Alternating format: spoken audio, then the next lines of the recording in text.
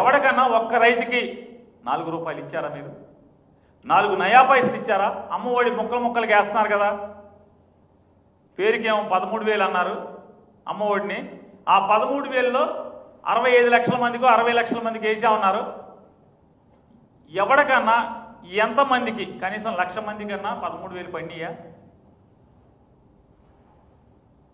ఇదో మాయా ప్రపంచం, మాయాజాలం, ఇంద్రజాలం.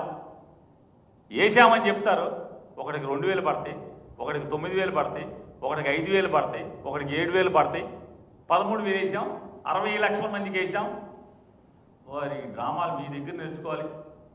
ఈ దిక్కుమాలిన ప్రభుత్వం దగ్గర ఎలా వంచాలి, ఎలా మోసం చేయాలి అనేది మీ దగ్గర నేర్చుకోవాలి. 60 లక్షల మందికి 83 లక్షల మందికి వేయాల్సిన చోట 60 లక్షల మందికి వేసామని చెప్పి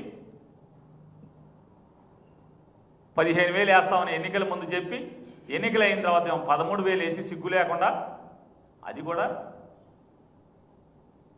డబ్బులు మొత్తం ఏరు.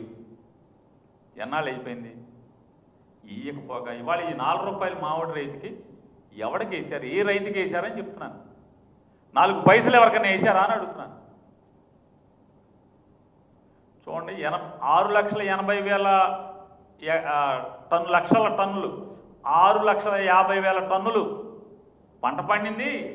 80% కొనేసామని చెప్పని ఈ రాష్ట్ర వ్యవసాయ శాఖ మంత్రి చెప్తాడు.